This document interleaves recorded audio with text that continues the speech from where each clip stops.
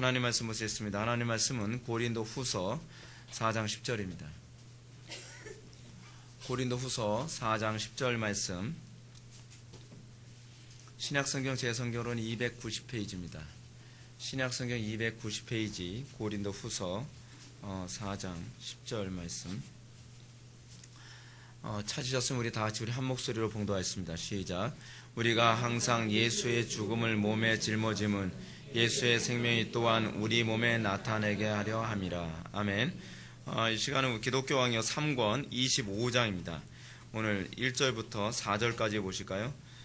최후의 부활에 대한 논증이라고 하는 부분을 살펴보도록 하겠습니다. 오늘부터 부활에 관한 교리를 살펴봐야 됩니다. 최후의 부활. 여러분, 우리는 기독교 신앙에서 아주 중요하게 여기는 교리 중에 하나는 부활이라고 하는 교리입니다. 근데 제가 항상 교리를 가르칠 때 여러분한테 말씀드리는 바와 같이 우리는 어떤 특정한 교리를 접하는 데 있어서 그 교리를 어떤 지식적으로나 어떤 추상적인 피상적인 관념에서 교리가 멈추는 것은 굉장히 위험합니다. 우리는 항상 배우나 진리에 이르지 못할 수 있다는 것을 기억해야만 합니다. 배우는데 궁극적 목적이 무엇이냐면 진리에 이르는 데 있습니다. 부활이라는 교리를 우리는 머릿속으로 알고 우리는 인정할 수 있습니다. 그러나 우리는 그 부활과 아무런 관계가 없을 수 있습니다.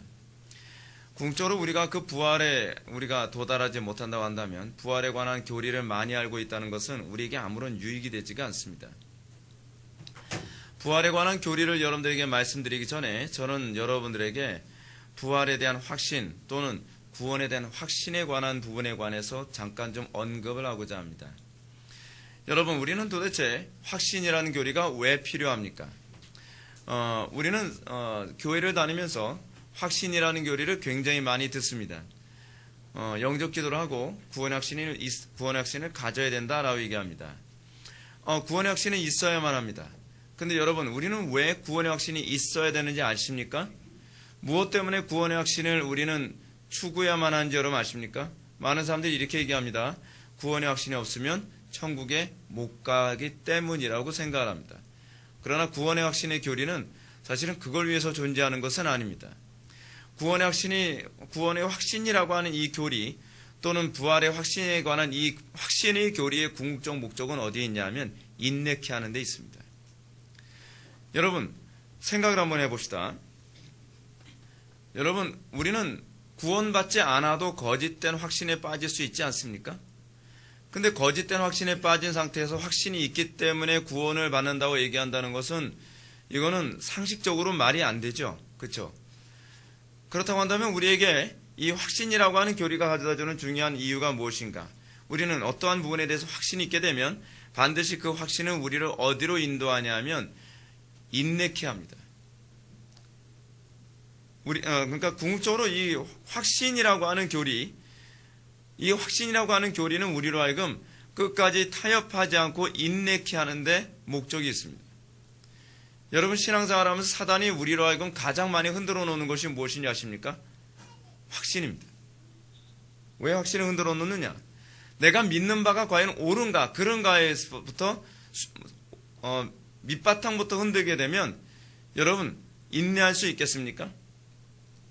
단편히 예를 들어서 다윗이 전쟁터에 나갑니다. 전쟁터에 나가는데 여호와 하나님이 내가 너와 함께 할 것이다.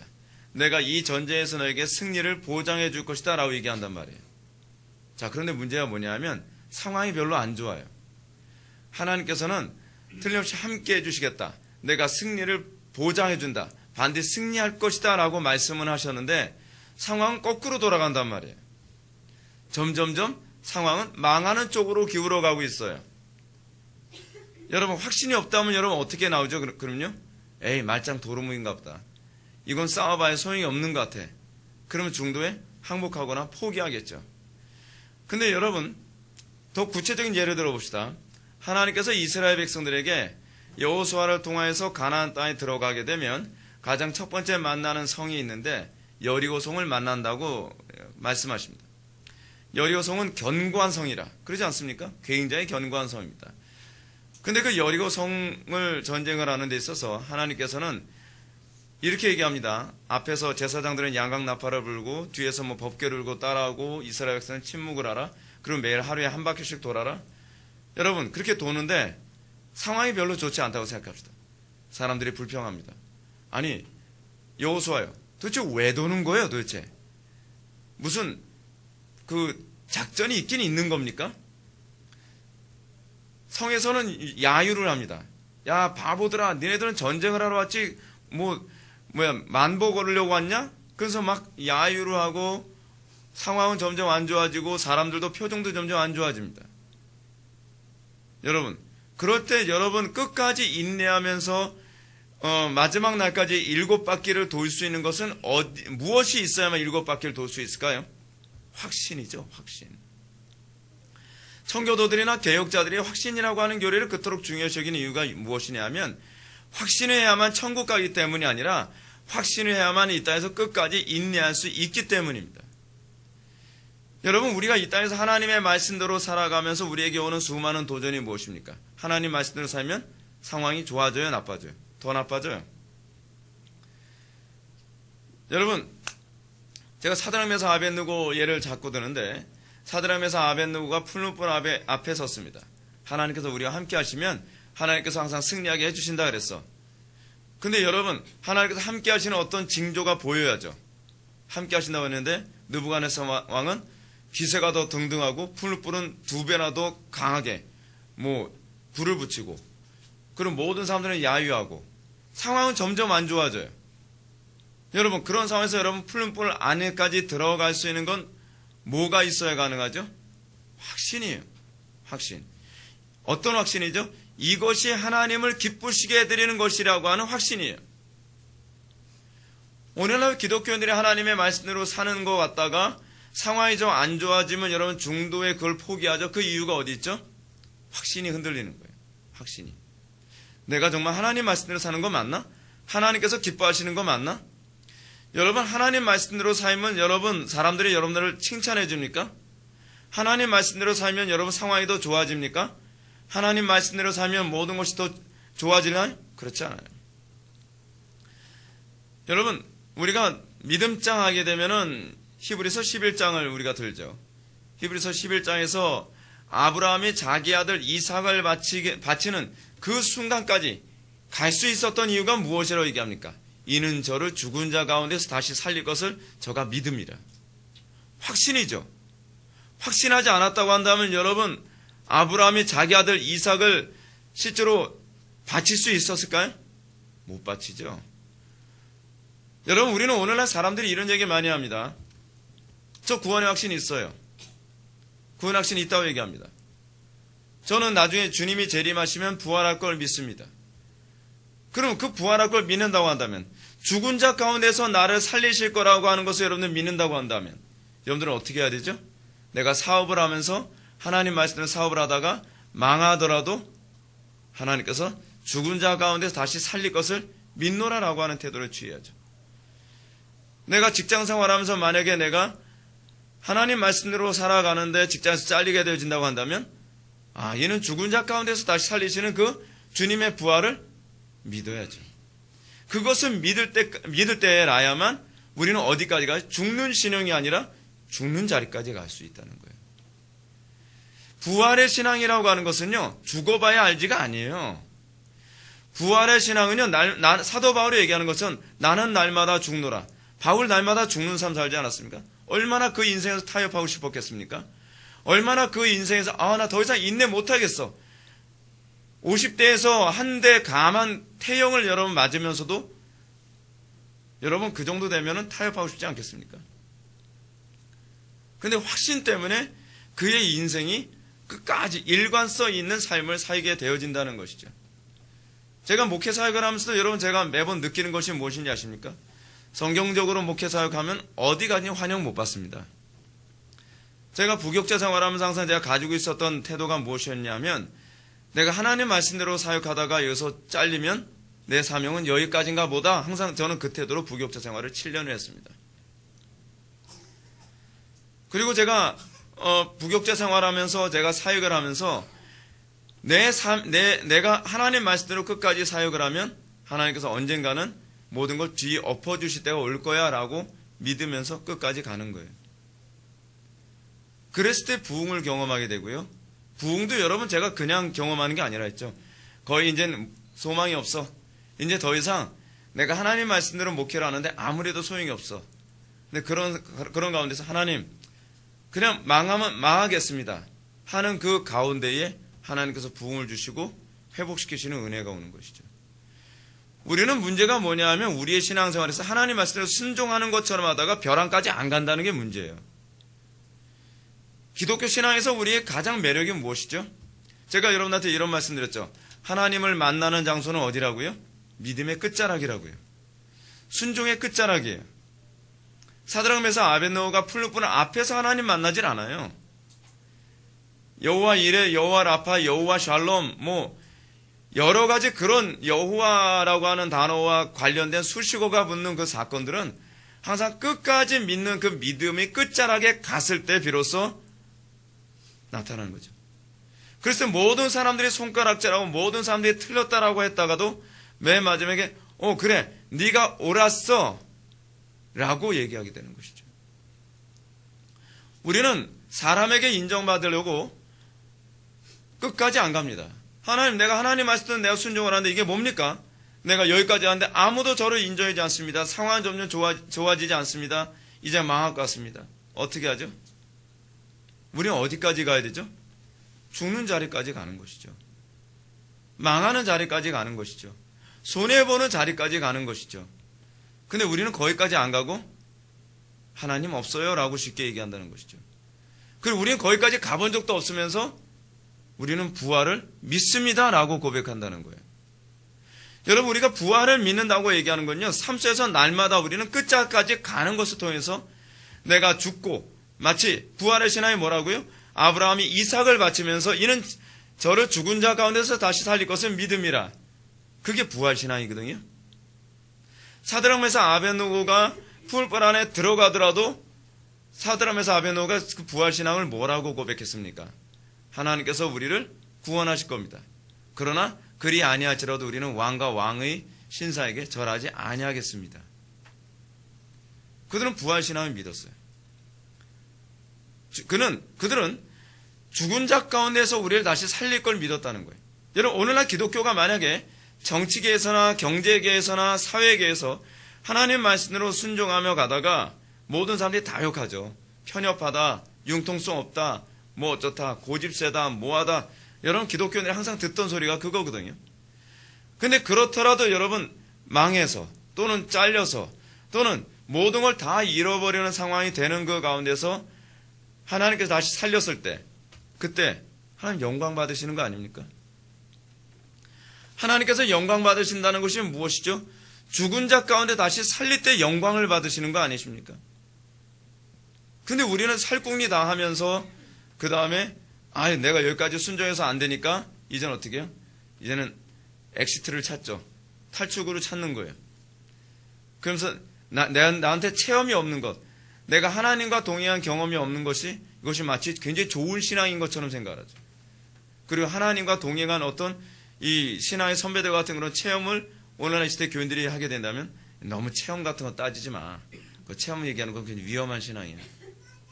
저는 체험이 없는 신앙도 위험한 신앙이라고 생각하거든요. 체험 없는 신앙도.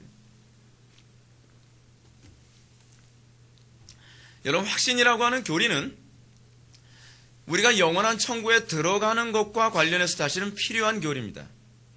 왠지 아세요? 영원한 천국에 들어가는 것과 관련하여 그 확신을 가질 때라야만 우리는 이 땅을 내 고향이라고 생각하지 않는 거예요. 청교도들이나 개혁자들이 확신이라고 하는 교리를 그토록 얘기했던 것이 뭐냐면 이 땅에 미련 갖지 않게 하는 것과 다 관련을 맺고 있어요. 모든 것을 다 잃어버리더라도 하나님의 생명 안에 들어가는 것. 내가 사업을 내가 다 잃어버린다 할지라도 하나님의 영광 안에 들어가는 것. 내가 이익을 내가 다 잃어버린다 할지라도 하나님께서 갚아주실 거라고 하는 것. 내가 이 땅에서 억울하게 살고 내가 억압받는다 할지라도 하나님께서 대신 심판해 주실 거라는 걸 믿는 것들. 그렇죠? 그럼 다윗이 뭐라고 고백했죠? 원수 갚는 것이 하나님께 있으니 내가 원수 안 갚겠다고 얘기합니다. 여러분, 근데 그게 부활신앙이라는 거 여러분 알고 계십니까? 우리는 어떻죠? 하나님이 모든 것을 하나님께서 살아서 역사하신다는 걸 믿는다고 한다면 우리는 하나님께서 당신의 공의로 원수 갚아주시오. 우리는 하나님께 의탁할 수 있죠. 근데 우리가 그렇게 하지 않으면 어떻게 하죠? 내가 원수를 갚죠. 내가 몇 배로 원수를 갚겠다고 얘기하죠. 다윗이 사울을 얼마든지 죽일 수 있는 기회가 있음에도 불구하고 시편의 표현처럼 원수 갚는 것이 하나님께 있으니 하나님께 맡기겠다. 근데 그게 더 무서운 거 아닙니까?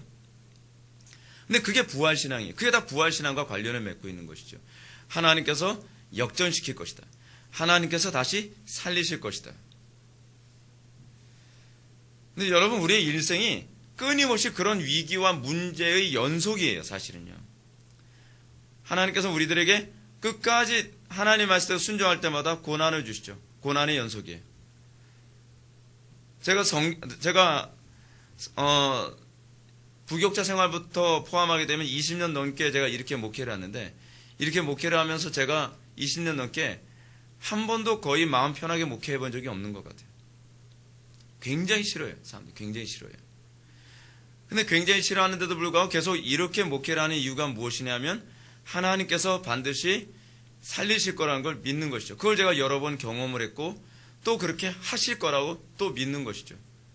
근데 여러분, 부활신앙을 갖게 되면 나타나는 아주 독특한 특징이 있어요. 무엇이냐면 여기서 죽으면 내 사명은 끝이라는 사고예요. 하나님께서 부활시키시면 뭐예요?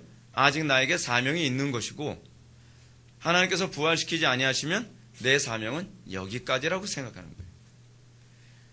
그러니까 여러분, 우리가 살아야 된다라고 하는 그 이유가 하나님의 영광과 관련해서 생각을 했을 때 내가 살기 위해서 남을 죽이는 일은 안 하는 것이죠. 내가 손해보지 않기 위해서 남에게 손해를 끼치는 일을 하지 않는 것이죠. 여러분, 성경에서 얘기하는 갱신에 관한 문제는요, 항상 무엇과 관련을 맺고 있냐면 죽음과 관련을 맺고 있어요. 그러니까 예를 들어서 여러분, 우리의 가정이 하나님의 말씀으로 복음으로 갱신되려면 여러분 어떻게 돼야 될까요? 개선이 돼야 될까요? 아니면 옛적 것이 죽고 하나님께서 새롭게 창조해 주셔야 될까요? 후자죠. 후자예요. 옛적 것이 죽어야 돼요. 여러분, 우리의 가정이 새롭게 되길 바랍니까? 그러면 먼저 죽음이라는 대가를 치러야 돼요. 그리고 갱신된 가정, 그것을 기대해야죠. 그래서 하나님께서 우리에게 먼저 죽음이라고 하는 것을 먼저 우리에게 요구하십니다.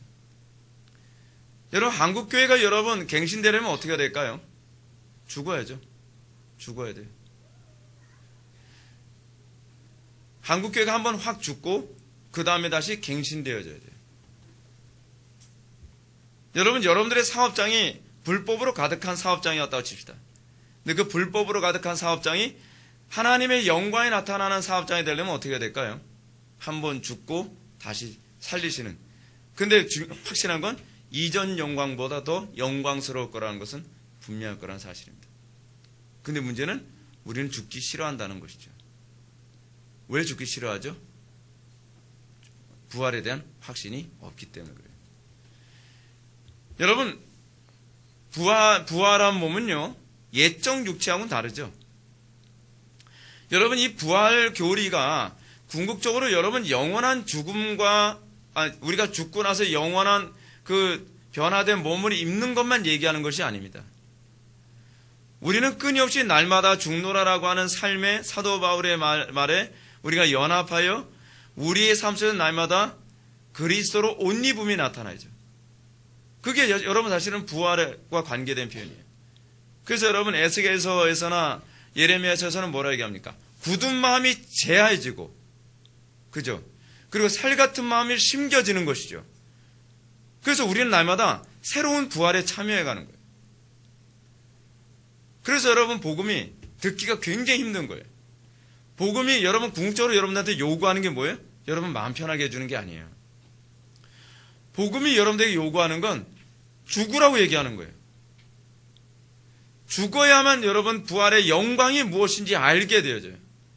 마치 독수리가 새끼를 낳고 나서 날개를 파닥파닥거리면서 날 줄 모르는 새끼 독수리로 하여금 날 수 있는 영광을 알게 하려면 어떻게 해야 돼요? 벼랑으로 밀어야죠. 그래야 날려고 발부둥 치면서 그러면서 나는 걸 경험하지 않습니까? 근데 여러분, 복음이 우리에게 그걸 요구해요. 여러분, 사드락 메삭 아벳네고가 풀무불 안에 들어간 거, 하나님 너무 잔인하지 않습니까? 근데 여러분, 성경은 뭐라 얘기하냐면 더 큰 영광을 알게 하기 위해서라고 얘기하고 있어요. 그 성경이 우리들에게 요구하는 거예요. 여러분, 우리들의 인생이 어떻습니까?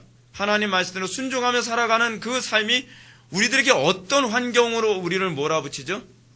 날마다 풀불로 우리의 등을 떠밀고, 우리가 날마다 벼랑으로 우리를 떠밀고, 그렇죠? 그게 여러분 구약에서 이스라엘 백성들의 광야 생활과 가나안 전쟁의 연속의 모습이 그거였단 말이에요. 끊임없이 하나님께서 이스라엘 백성들에게 뭘 요구합니까? 여러분, 미디안 군사 수만 명이 쳐들어온다고 얘기합니다. 그럼 여러분 어떻게 해야 되죠? 그만한 국방력과 그만한 무기를 가지고 그만큼 훈련돼서 싸워야 되는 거 아닙니까? 근데 하나님께서 그 기드온에게 여러분 어떻게 등을 떠밉니까? 자살이죠. 완전히 자살을 요구하는 거예요. 그죠?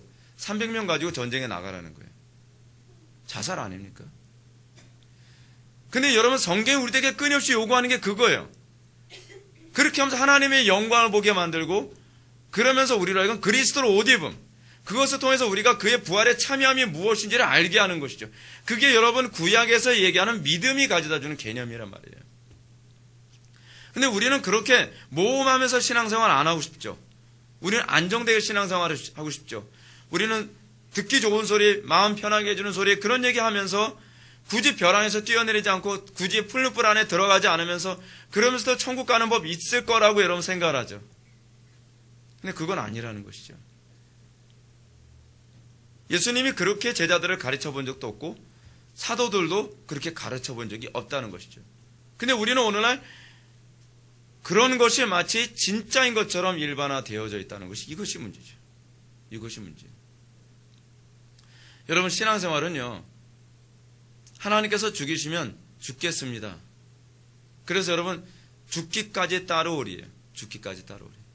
근데 여러분, 착각하지 마세요. 여러분들의 의지에 그런 걸 호소하진 않아요. 예수님이 우리에게 잘 보이시죠? 예수님이 쉽게 그 십자가의 형틀에 매달리는 걸 순종할 수 있었습니까? 여러분이 하나님의 말씀대로 순종하며 가는 그 자리까지 갈 땐요, 여러분 땀방울이 핏방울 되듯이 기도하는 그 몸부림이 필요해요.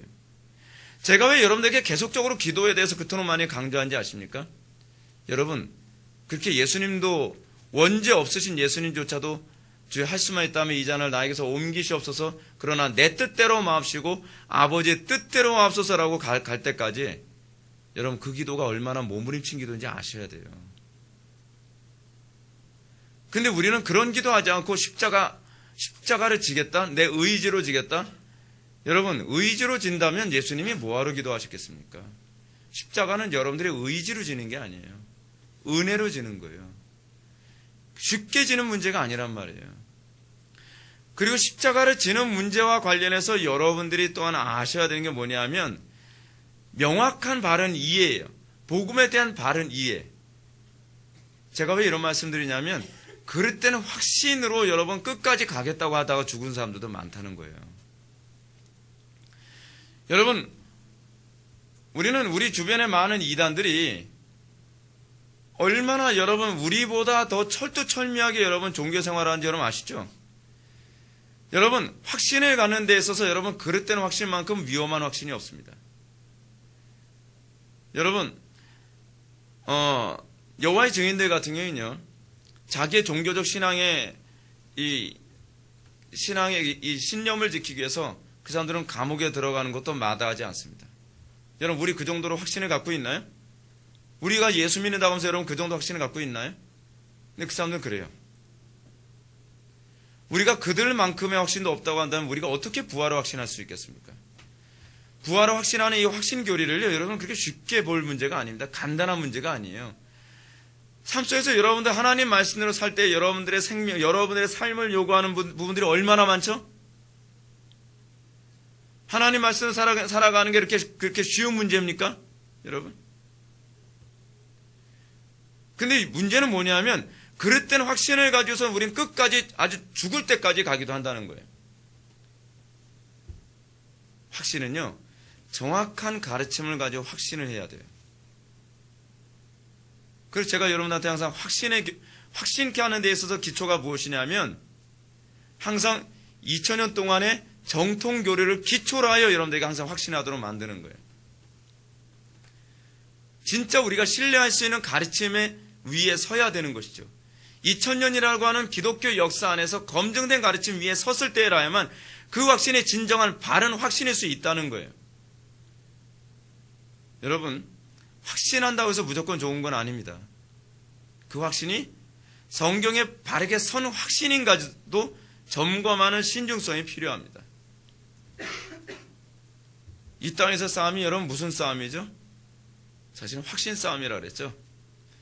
여러분 불신자들에게 여러분 전도할 때, 또는 여러분 진화론자들 전도할 때, 여러분 그 사람들 전도할 때 여러분 힘든 이유가 뭐죠? 그들이 너무 확신에 차 있다는 거예요. 여러분 길거리에서 우리가 이단을 만납니다. 신천지 같은 사람, 하나님의 교회 같은 사람들, 여호와의 증인 같은 사람들을 만납니다. 근데 그 사람들에게 여러분 전도할 때, 여러분 전도라는 게 뭐죠? 그럼요. 누구의 확신이 더 강하냐의 그 싸움이기도 하지 않아요? 근데 어떤 사람은 전도하러 갔다가 되는 경우가 많이 있죠. 사실은 내가 이제껏 가지고 있었던 것에서 확신하지 못했다는 것이 거기서 입증되는 거예요. 여러분, 여러분들이 확신하는 그 바에 여러분들이 진짜 확신하고 있는가를 알 수 있는 중요한 것은 뭐냐면 위기 때입니다. 왜냐하면 여러분들은 평소에 평안할 때는 내가 그것을 진짜 확신하고 있는지 거짓되게 확신하는지 여러분들의 의식이 측정을 못합니다. 그런데 여러분들이 확신하는 바가 이것이 진짜인가 아닌가에 관한 여부는 위기가 닥쳤을 때 여러분들이 가장 확신하는 걸 본능적으로 붙잡게 되어 있다는 것입니다. 여러분들이 어려움에 처했을 때, 위기에 처했을 때 여러분들이 끝까지 놓지 않고 붙잡고 있는 그 무엇이 과연 무엇입니까? 그것이 여러분들이 확신하는 바이고, 그 확신하는 그 대상이 사실은 여러분들의 신앙이에요. 그런 차원에서 확신의 교리를 이해해야 돼요. 우리는 확신의 교리가 없으면 천국에 못 가는 그 문제가 아니라니까요. 확신을 못하면 믿음을 끝까지 인내하지 못하는 거예요. 여러분 생각해 보십시오. 여러분들이 어떠한 특정 것을 확신하게 되면 그 부분이 여러분들을 끝까지 인내하게 만들지 않습니까? 우리 애들하고 불멸의 이순신을 보는데, 이순신이 모든 사람들이 이순신이 명랑해전이라든지 한산대첩이라든지 여러 가지 이제 전쟁을 치를 때마다 주변 사람들은 아예 안 돼, 불가능해, 그런 얘기 하죠. 근데 그러면서 명랑해전 같은 경우에는 가장 명랑하지 못한 해전 아니었습니까? 근데 거기서 12척 가지고 어떻게 300척이 넘는 그 왜군의 수군하고 싸울 수 있겠냐? 선조가 그러잖아요. 야, 그 택도 없는 소리 집어치우고 너는 배 놔두고서 육군하고 합류해. 근데 이순신이 뭐라 그러죠? 해군을 잃어버리면, 바다를 잃어버리면 육지를 지키는 것이 의미가 없습니다. 선조의 명령을 따르지 않는단 말이에요.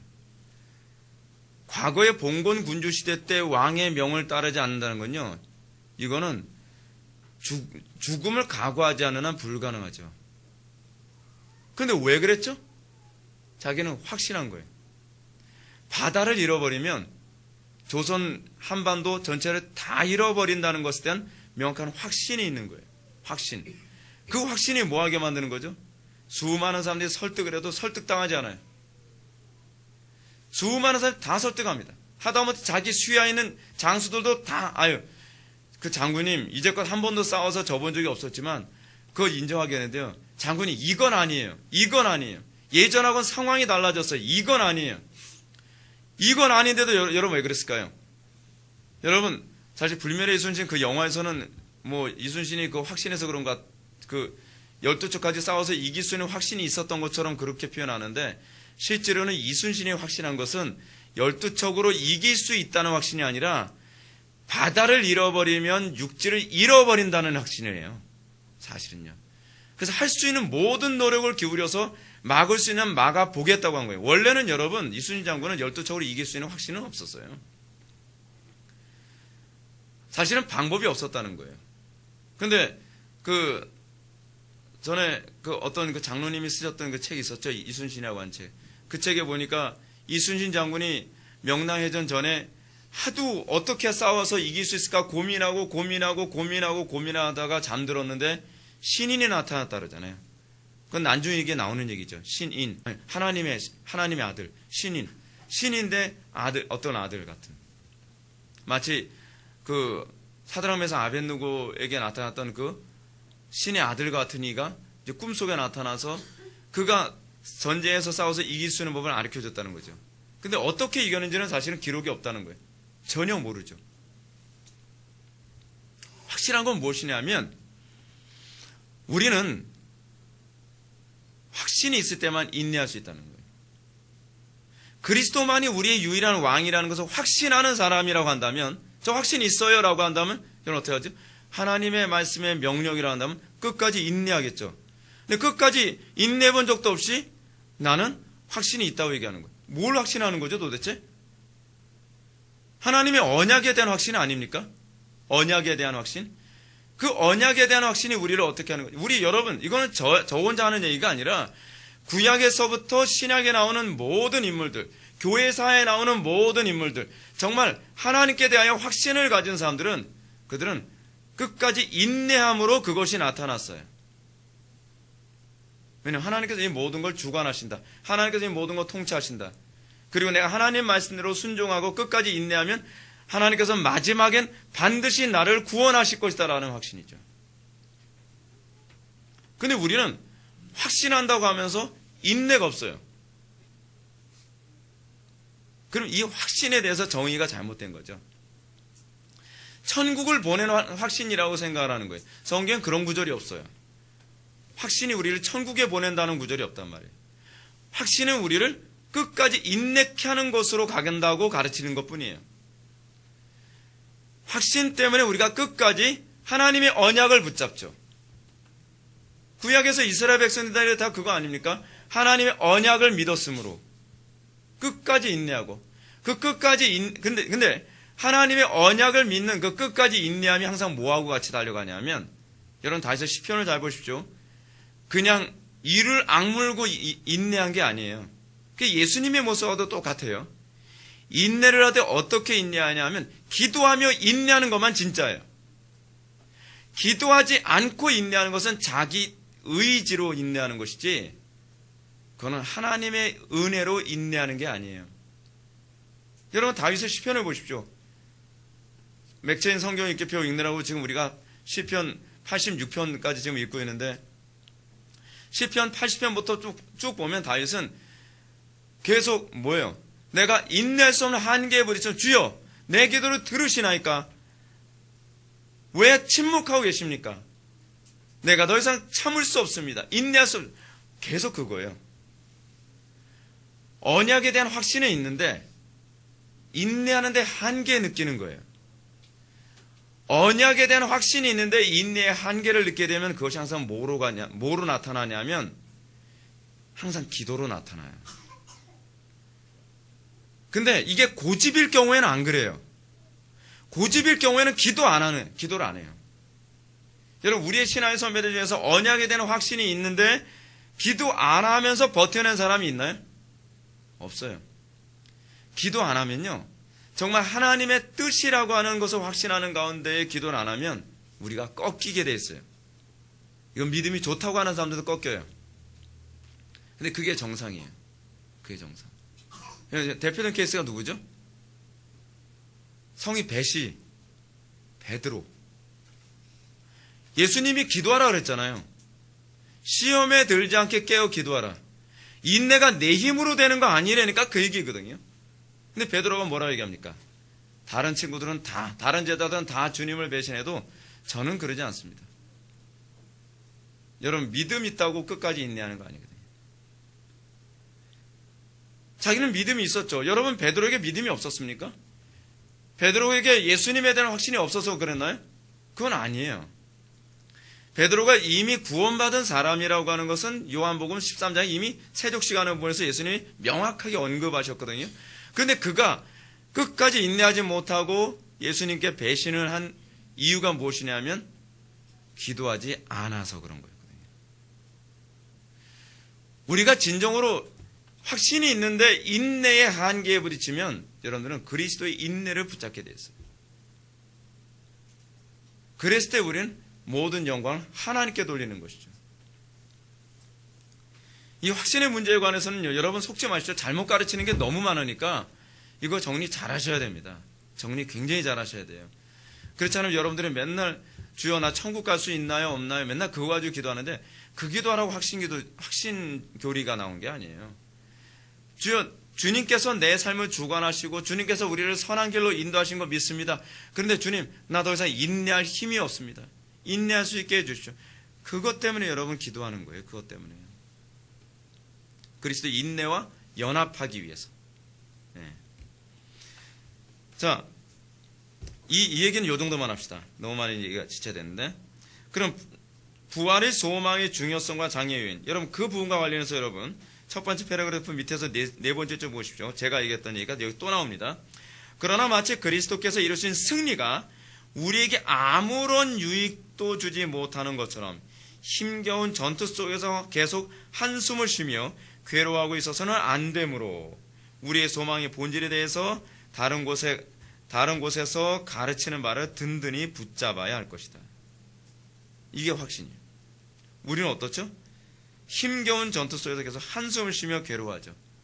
여호와의 전쟁의 독특한 특징이 뭔지 아십니까? 거의 망해가는 것 같은 상황에서 뒤집는 것이 여호와의 전쟁의 특징이에요. 여러분 요한계시록도 그거 아닙니까? 요한계시록에서도 거의 하나님의 백성이 완전히 포위당해서 망하는 것 같은 상황에서 하나님께서 예수님이 재림하셔서 다 뒤집는 사건을 얘기해 주지 않아요? 구약에서 이스라엘 전쟁이 계속 그 싸움 아니었습니까? 다 망할 것 같은 상황에서도 끝까지 주님을 붙잡았을 때, 주님께 매달렸을 때 히스기야 왕 사건이 그 얘기 아니에요? 그래서 하나님께서 모든 걸 확 뒤집어서 당신의 전능하신 능력을 보여주심으로 적들이 다 괴멸되어지는, 그렇죠? 그거예요. 랍사기가 와서 계속 히스기야와 여호와 하나님의 이름을 모독할 때에 히스기야가 이사야 선지자와 같이 기도하며 막 부르짖고 매달리고 난리도 아니었죠. 이제는 망하게 생겼습니다. 랍사기가 그러잖아요. 너희들 항복 안 하면 비참하게 죽일 거다. 항복 안 한 걸 철저히 이를 가며 후회하게 만들 것이다. 그러면서 협박을 하고 있는 가운데 히스기야가 어떻게 합니까? 하나님께 철저히 매달리죠. 하나님 당신이 돕지 않으면 우린 어떻게 할 수가 없습니다. 도와주십시오. 그러는 가운데 그 뒤집어서 모든 걸 다 바꾸시지 않습니까? 그 다음 패러그래프 여러분 위에서 세 번째 줄 맨 우측 부분. 그렇기 때문에 바울은 또한 다른 구절에서 우리가 죽었고 우리 생명이 그리스도와 함께 하나님 안에 감추어졌습니다. 우리 생명이신 그리스도께서 나타나실 그때에 우리도 그와 함께 영광 중에 나타나리라. 여러분 성경에서 얘기하는 위로라는 게 이것 아닙니까? 그렇죠? 풀 가운데 있으면서 하다가 더 이상 안 돼서 기브업, 너무 들어가면 뜨거울 것 같아서 항복입니다. 그랬을 때 선지자가 와서 그래 하나님께서 아실 거야. 그래도 그 중심을 아실 거야. 이게 위로가 아니에요. 성경에 얘기하는 위로는. 성경에 얘기하는 위로라고 하는 것은 하나님께서 하나님의 백성들이 하나님 말씀대로 살아가는 가운데 고통당하고 괴로움당하고 핍박당하는 그 눈에 눈물을 직접 씻겨주시는 거예요. 어떻게 씻겨주시죠? 사자굴에 들어왔을 때 사자의 입을 막으심으로. 사자의 입을 막기만 하나요? 그리고 원수들이 그 사자굴에 들어왔을 때 다 잡혀먹임으로 하나님께서 위로하시죠. 신원을 주님께서 보응해 주시는 거죠. 그죠? 사드락 메삭 아벳느고가 그 뜨거운 풀불 안에 들어갔을 때 결박이 풀리고, 그리고 거기서 신의 아들 같은 이가 나타나서 보호하심으로 그렇게 위로받는 거예요. 여러분, 성경에서 얘기하는 위로라는 게 그거 아닙니까? 이 땅에서 핍박받고 고통받고 괴로움당하고 하나님 말씀대로 살아가느라고 의로 인하여 고난당했다가 영원한 천국에 들어가는 게 이게 사실은 위로 아닙니까? 우리는 자꾸 위로를 사람에게 받는 걸 위로라고 생각해요. 샤먼한테 받는 게 여러분 위로가 아닙니다. 목사한테 받는 게 위로가 아니에요. 우리는 위로를 누구에게 받죠? 하나님께 받는 거예요. 하나님께요.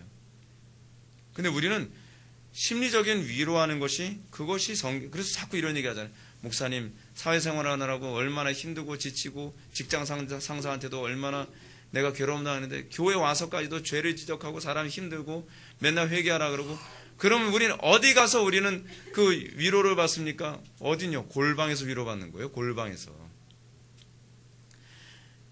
기독교인들이 이 땅에서 위로를 받는다는 것은 항상 하나님께 직접 위로를 받는 것이지 사람에게 위로받으라는 말이 어디 있어요?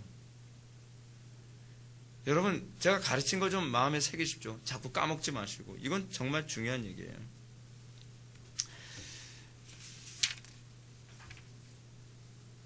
여러분, 602페이지 넘어갑시다. 2번, 하나님과의 연합을 고대함이 부활의 소망의 동기임. 여러분, 부활의 소망, 부활이라고 하는 것이 뭘 얘기하는 것인가?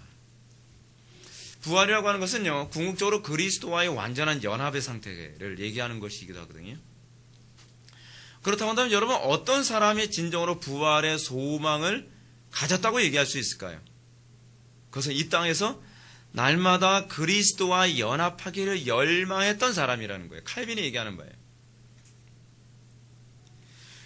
부활의 소망에 대한 동기는 하나님과의 연합을 사모하는 거예요. 근데 우리는 오늘날 구원의 확신이 있다고 하는 사람들이 교회 안에서 어떻죠? 그리스도와 연합하는데 아무 관심이 없죠. 그리스도의 지혜에 연합하기보다는 세상 지혜에 연합하기에 더 열망이죠. 그리스도의 능력에 연합하기보다는 세상의 권력과 힘을 얻기에 더 열망하죠. 그리스도의 부유함에 참여하기보다는 세상적 육신적 부유함에 참여하기를, 우리는 연합하기를 더 열망하죠. 그리스도의 아름다움에 참여하기를 열망하는 것보다는 우리는 세상의 아름다움에 참여하는데 우리는 너무나 마음이 뺏겨 있죠. 그런데 우리가 도대체 뭘 근거로 부활에 대해서 확신을 한다고 얘기할 수 있죠? 부활의 확신이라고 하는 건요, 여러분, 성경에 얘기하는 바를 치밀하게 알아야 될 필요성이 있습니다.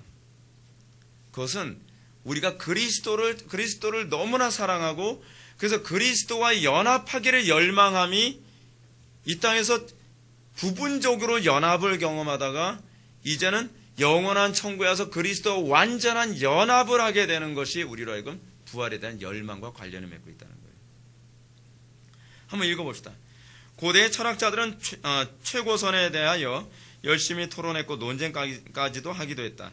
그러나 사람의 최고선이 하나님과의 연합임을 깨달은 사람은 플라톤밖에 없었다. 여러분, 플라톤이 이래서 위대한 철학자라는 거예요. 신과의 연합이 인간의 지고선이라고 하는 이 개념을 유일하게 깨달은 철학자가요, 플라톤밖에 없어요. 근데 문제는 신과 연합하는 것이 지고선이라는 건 아는데 그 신이 하나님이라는 건 몰랐다는 게 문제죠. 그래서 여러분, 플라톤주의를 공부해 보면요, 거의 복음하고 비스무리해요. 그래서 플라톤주의에서 나온 이단은요, 분별하기가 굉장히 어려워요. 그리고 이 이단이라고 잘못했다라고 딱 잘라서 얘기하기가 선이 굉장히 애매해요. 그 대표적인 이단이 뭐냐면 워치만 리, 위트니스 리 이단이에요. 플라톤주의 이원론의 관점에서 나온 이단이거든요. 굉장히 모호해요. 이단이라고 자르기에는 애매모호한 선이 너무 많은 거예요. 근데 플라톤이 그걸 깨달은 거예요. 성경 없이 일반 계시만을 가지고서. 대단한 천재죠. 그래서 플라톤을 철학계에서 뭐라 얘기하냐면, 플라톤 이후에 나온 모든 철학은 플라톤의 아류나 그렇지 않은 플라톤 철학의 해설서밖에 되지 않는다고 얘기할 정도로 플라톤 철학은요, 사실 철학계의 거의 거성이에요. 자, 그런데 이 땅의 나그네 생활 중에서도 우리는 유일하고 완전한 행복이 있는데 그것은 뭐예요? 그리스도와 연합하는 거라는 거예요. 우리가 세상의 즐거움과 안일함에 빠져서 세상이 너무 좋은데, 여러분, 우리가 진정으로 그리스도와 연합하길 원한다고 한다면 여러분들이 추구할 수밖에 없는 딱 두 가지가 있죠. 뭘까요? 말씀과 기도죠. 기도만 하는 사람들은 어떻게 해요? 연합을 하긴 하는데 자기가 제대로 연합한지 모르겠어요. 그렇죠? 뭔가 연합을 했는데 다른 예수하고 연합을 하죠. 다른 영하고 연합하죠. 그렇죠? 또 성경만 열심히 공부하는 사람들의 문제가 뭐예요? 알긴 하는데 연합이 안 돼 있어요. 머리로는 알아요. 머리로 아는데 아는 것과 삶이 괴리돼서 따로 놀아요. 그러니까 말씀과 기도는요, 따로 갈 수가 없어요. 진짜 연합을 원한다고 한다면 바르고 정확한 교리를 추구하는 것으로 반드시 나타나야 되고, 그리고 또 하나 뭐냐면 반드시 기도에 힘쓸 수밖에 없어요. 근데 지금 한국교회에서 나타나는 극단적인 양태가 무엇이냐면 말씀만 추구하든지 기도만 추구하는 거예요. 그러다 보니까 기도만 많이 하는 사람들 어떻게 해요? 굉장히 신령해요. 신령한데 좀 이상해요. 그렇죠? 뭔가 이 스님 냄새도 나고 셔먼 냄새도 나고 점쟁이 냄새도 나요. 그리스도의 향기가 안 나요. 그리스도의 이미지 같은 것이 전혀 나타나질 않아요. 뭐 어려운 일 있어서 찾아가서 기도받으러 가면 문제 있어서 왔지? 그러면서 무슨 이 점쟁이처럼 남편 문제구만. 아닌 거. 그럼 아들 문제지. 아들이 없는데. 그럼 딸 문제구만. 뭐 이런 식으로요. 예. 그런 식으로 무슨 점을 치듯이 자기가 하나님처럼 보이고 싶어 하는 거예요. 자기가 하나님처럼. 영적인 거 과시하고 말이에요. 그렇죠? 저는 사도들 중에서 어디 자기 영적인 거 과시한 사람이 있습니까?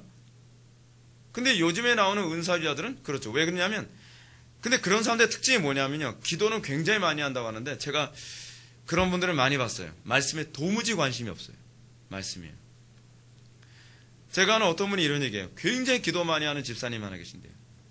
은사에도 굉장히 관심이 많고 그런다는 거예요. 근데 말씀 배우는 건요, 너무 싫어한대. 너무 싫어가지고 그분이 제가 설교한 걸 한번 들어보라고 했더니 두 분이 못 듣겠다는 거예요. 자기는 교리 얘기하고 그냥 딱 싫어. 자기는 기도만 많이 해야 된대. 기도만. 배운 사람이에요. 자기가 기도를 많이 했을지 모르지만 그리스도와 연합하는 데 관심이 없는 거예요. 사실은 뭐와 연합하고 있는 거예요? 어쩌면 그 사람 귀신과 연합한 건지도 있어요. 실제로 여러분, 오늘날 많은 은사주의자들에게서요, 신접한 것과 같은 행동이 나타나는 경우가 얼마나 많이 있어요. 조심하셔야 돼요. 신령한 거 너무 추구하지 마세요. 왜냐하면 신령이라는 개념이 그 개념이 아니에요. 여러분, 성경에서 신령과 진정, 성경에서는 신령이라는 얘기가요, 헬라어로 푸뉴마예요. 성령 충만한 거예요. 신령하다는 것은 성경에 없는 표현인데, 어느 기도원 가면 기도원 원장님 신령하시대. 그거는 여러분, 무당 같은 사람한테는 어울리는 표현이에요. 근데 우리는 그리스도와 연합하는데 전혀 관심이 없고 자꾸 남들에게 신령하게 보이고, 그렇지 않으면 정반대로 남들에게 좀 지적으로 보이려고 이제 애를 많이 쓰죠. 두 가지가 다 극단적으로 잘못된 거예요. 그럼 교회 산에서 그게 심각한 문제로 대두됐을 거예요. 3번. 신자의 부활과 그리스도의 부활. 무슨 관련을 맺고 있을까요? 신자의 부활과 그리스도의 부활. 여러분, 그리스도의 부활은 우리의 부활과 다른 부활일까요? 아니죠. 같은 부활이에요. 이게 우리에게 정말 영광스러운 거예요. 여러분, 604페이지 맨 마지막 밑에 있는 그 패러그래프 보시 바랍니다. 첫 번째 줄부터요. 부활을 생각할 때마다 우리는 항상 그리스도의 형상을 바라보아야 한다. 그는 인간의 본성을 취하신 상태로 완전한 삶을 사셨고 그리하여 영원 불멸의 상태에 이르렀으니 그분이야말로 장차 올 우리의 부활의 보증이시다. 온갖 어려움이 우리에게 닥쳐와도 우리가 항상 예수의 죽음을 몸에 짊어지면 예수의 생명이 또한 우리의 몸에 나타나게 하려 함이라. 보십시오. 여기서도 지금 확신이 우리로 하여금 끝까지 인내케 함이라는 개념은 나타나죠. 어떤 어려움이 닥쳐온다 할지라도 우리가 항상 예수의 죽음을 우리의 몸에 짊어지면 예수의 생명이 또한 우리의 몸에 나타나게 하려 함이라. 예수의 몸이 우리 몸에 나타날 걸 믿어야 끝까지 이렇게 인내하겠죠. 그렇죠? 근데 우리는 이걸 잘 안 믿어요. 우리는 끝까지 인내하는 것이 어떤 성공이라는 관점에서만 우리 자꾸 생각을 하죠. 근데 이게 아니에요. 끝까지 인내해야 하는 이유는 뭐냐면 그리스도의 그 생명이 우리 몸에 나타나게 하려 합니다. 우리는 그걸 뭐라고 하지 이걸요? 영생이라고. 영생. 그 영생이 뭐죠? 하나님의 말씀에 참여한 삶. 그렇죠? 하나님의 말씀과 연합된 삶. 그렇죠? 하나님의 명령에 굴복되어진 삶. 근데 여러분 하나님의 명령에 굴복되어지면 어떻게 되죠? 끝까지 인내하지 않는 한 힘들죠. 여러분 이 땅에서 여러분 하나님 말씀대로 사는 거 쉽습니까? 하나님 말씀대로 살려면요. 첫 번째로 가장 어려운 게 뭐냐면 아무도 우리가 옳다고 인정을 안 해줘요. 세상이 악할수록 옳고 그름에 대한 선이 진리에서 너무 떨어져 있기 때문에 우리만 바보가 되고 우리만 이상한 사람이 되죠. 그런 가운데서 여러분 확신을 가질 수 있어요? 그런 가운데서도 여러분 내가 옳은 길 걷고 있다고 여러분 확신을 가질 수 있겠냐 말이에요. 근데 그 확신이 자기 혼자만의 확신이 되면 그것도 곤란하죠. 그 확신은 항상 교회에서 안에서 검증이 되어져야 되는 확신이어야 돼요. 이거는 잊어서는 안 돼요. 그렇지 않으면 자기 독선에 빠질 수 있는 확신일 수 있으니까요. 그러므로 그리스도를 찢어놓지 않는 한 그를 우리와 분리시킨다는 것은 있어서는 안 되는 일이요 또한 가능한 일도 아닌 것이다. 그 다음 페이지로 넘어갈까요? 이렇듯 바울은 그리스도께서 죽음에 굴복하신 일이나 그가 부활하심으로써 죽음을 이기신 일이나 그에게만 해당되는 것이 아니라는 원리를 당연시하고 있다. 그 부활이 그리스도께만 해당되는 게 아니에요. 자, 다시 또 바꿔서 얘기합시다. 그리스도의 고난과 죽으심이 그리스도에게만 해당되는 게 아니죠. 우리는 그리스도에게만 해당되는 거라는 식으로 얘기를 많이 들었어요. 그가 가난함으로 우리는 부자가 되고, 그죠? 그가 고통받음으로 우리는 편안하게 살고, 그죠? 그가 눈물을 흘렸으므로 우리는 웃으면서 살고. 이거 어디서 많이 듣던 얘기죠? 네. 기복신앙. 제가 어느 교단이라고 얘기 안 하겠어요. 그렇죠? 우리는 그래서 가난하게 살면 어떻게? 너 믿음 없어서 가난한 거야. 예수님이 우리 때문에 가난이셨는데 네가 부유하게 살아야지. 너 왜 병들었어? 예수님이 너의 병 때문에 대신 십자가에 못 박혀 돌아가시고 그러셨다 그랬잖아. 근데 너 병들은 건 너 믿음이 잘못된 거야. 신앙이 잘못된 거야. 그리스도께서 우리 위해서 고난 당하신 너 왜 이렇게 불행하게 살아? 너 왜 어려움 당하게 살아? 그게 아니죠. 예수님의 그 고난에 우리도 그대로 다 참여하는 거예요. 사도 바울은 믿음이 없어서 그럼 그렇게 살았습니까? 깨지자게 살았잖아요. 사도 바울만큼 깨지자게 산 사람이 있으면 나와보라 그래요. 베드로는 와이프라도 있었죠. 그렇죠? 근데 그게 성경이 얘기하는 그리스도와 연합한 삶. 그리고 그 연합한 삶에 참여한 사람이 장래의 부활에 참여할 것도 확신할 수 있는 것이죠. 근데 우리는 이 땅에서 그리스도의 고난과 그 고난도 그냥 고난이 아니죠. 그의 말씀대로 살아감으로 그의 명령대로 순종함으로 말미암아 오는 그 고난이죠.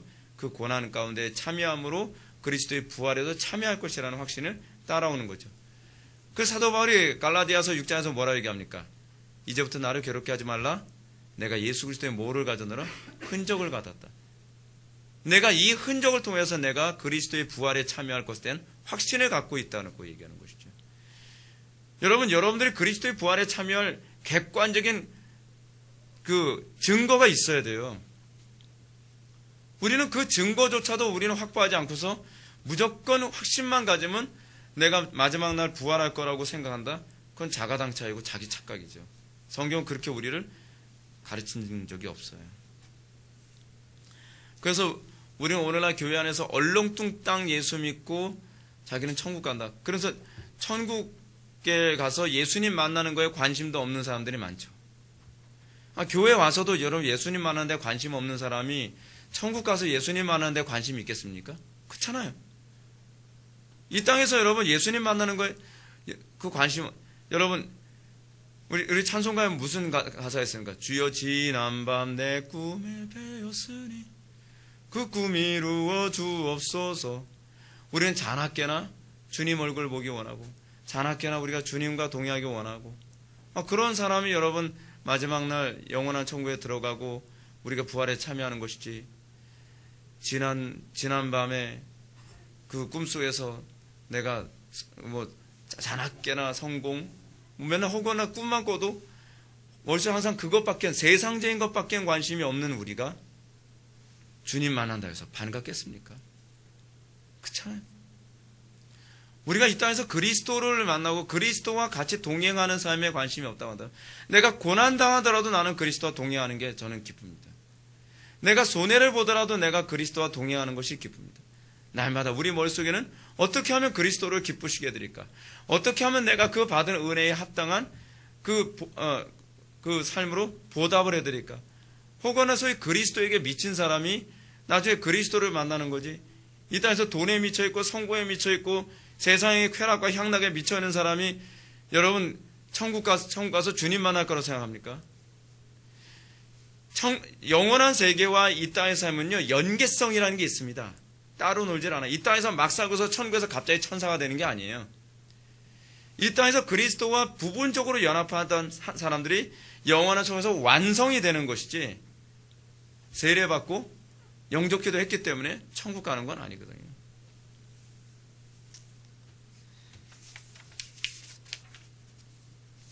여러분 마지막으로 우리 4절 보고 마치겠습니다. 하나님의 전능하심이 부활의 근거임. 앞에서 말한 바와 같이 부활을 증명함에 있어서 우리는 마땅히 하나님의 무한하신 권능을 생각해야 한다. 부활에 관해서 얘기하게 되면은 사람들이 부활을 그걸 어떻게 믿어? 죽은 사람이 어떻게 살아나? 여러분 저는요 부활 중에 제일 큰 이 땅에 사는 것 중에서 부활을 보는 것 중에 하나 뭔지 아세요? 저건 인간되기 틀렸어 라고 하는 사람이 새 사람 되는 거예요. 기적 중에 기적이죠. 그렇지 않습니까? 김익도 목사님처럼 맨날 깡패, 여러분 김익도 목사님 옛날에 그랬다 하지 않습니까? 사람들이 아침에 딱 일어나면 정관수 떠놓고 사람들이 비나이다 한 게 있대요. 뭔지 아세요? 김익도 만나지 않게 해주세요. 자식을 위해서 비나이다 하는 게 아니라 김익도 만나는 게 그날 재수가 제일 없는 날이라는 거예요. 근데 그 김익두가 얼마나 못된 짓을 했는지, 김익두는 길거리 가면서 누가하고 스치기만 해도 꼭 이 사람한테 뭔가 해꾸지를 하면서 다니는 거예요. 그러니까 그 사람 눈앞에 나타나면 안 돼요. 어느 날 김익두가 그 길거리에서 누워있었다 그러지 않습니까? 딱 누워있으니까 사람들이 김익두 이거 잘못 건드리면 그날 정말 큰일 나니까 살살 피해가야 돼. 살살 딱 피해야 돼. 김익두가 딱 누워있다가 가재면을 딱 뜨면서 사람 지나가는 것 같으니까 딱 쳐다. 사람이 누워있는데 뭐해? 일으켜 세워주거나 어디 아프세요? 안 해? 그래서 또 두드려 패고. 하여간 온갖 건수를 못 잡아서 한다는.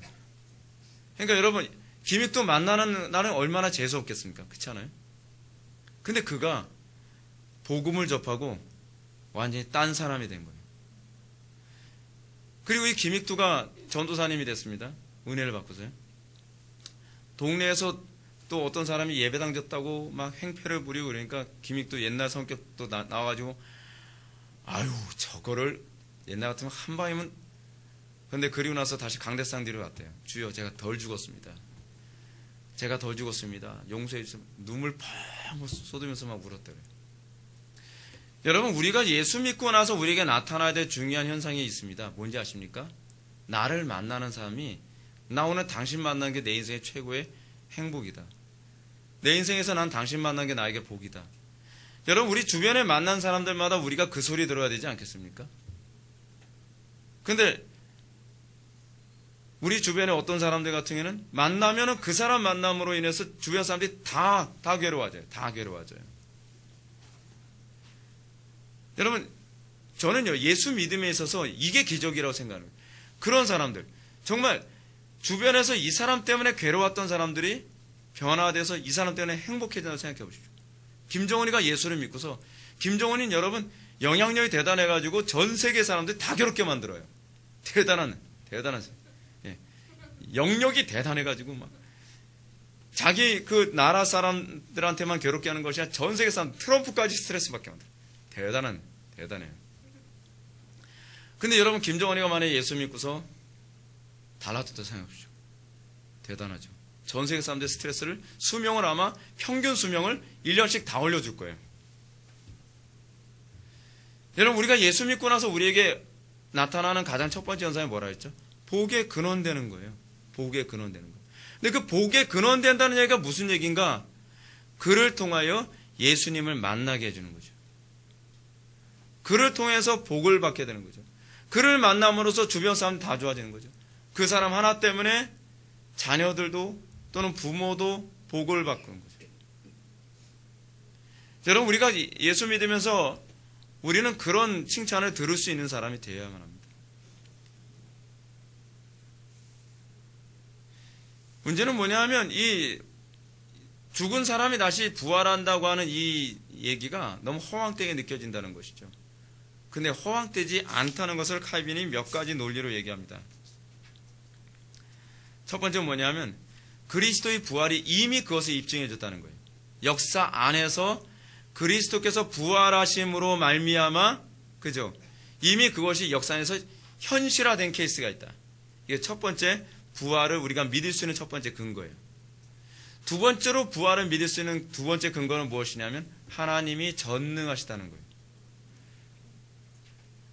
그 전능하신 하나님이 우리를 다시 살리시는 거 못하겠냐는 거죠. 그렇죠? 저는 그걸 저는 믿어요.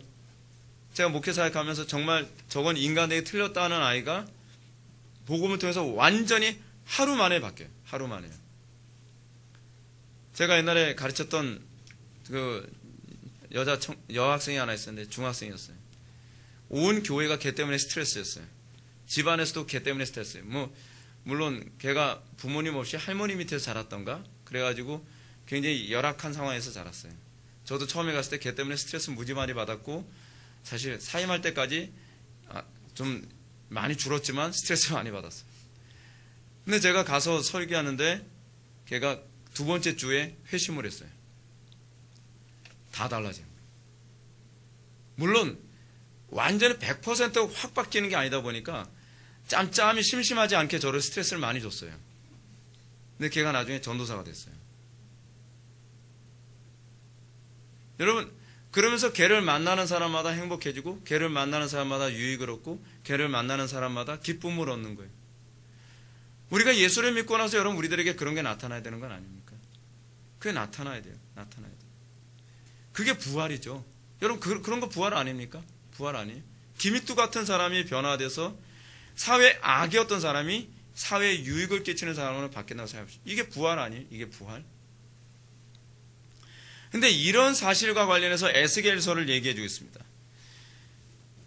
여러분 609페이지를 보게 되면 위에서 다섯 번째 줄, 첫 번째 패러그래프죠. 이런 사실은 에스겔서의 한 구절에서 더 잘 알 수 있다. 유대인들이 그들의 회복에 대한 약속을 믿기를 거부했다.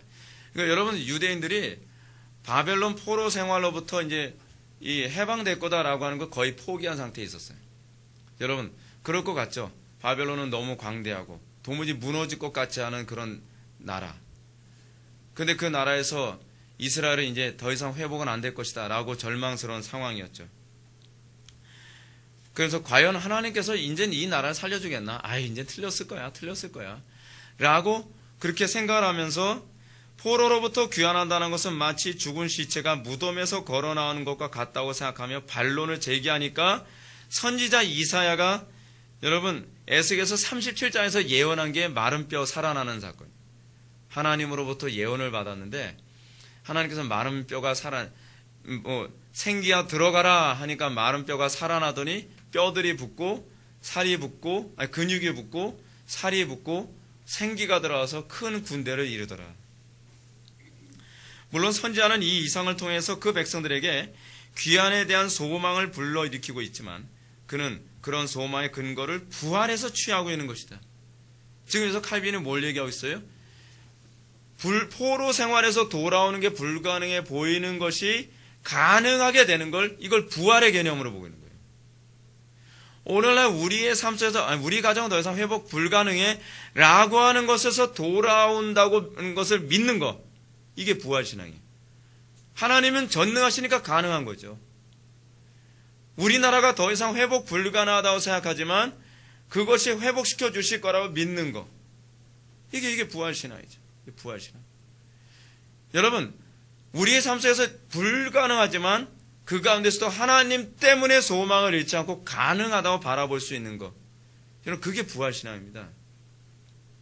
이 부활신앙이 없으면 하나님의 명령을 항상 반대하면서 원망을 하죠.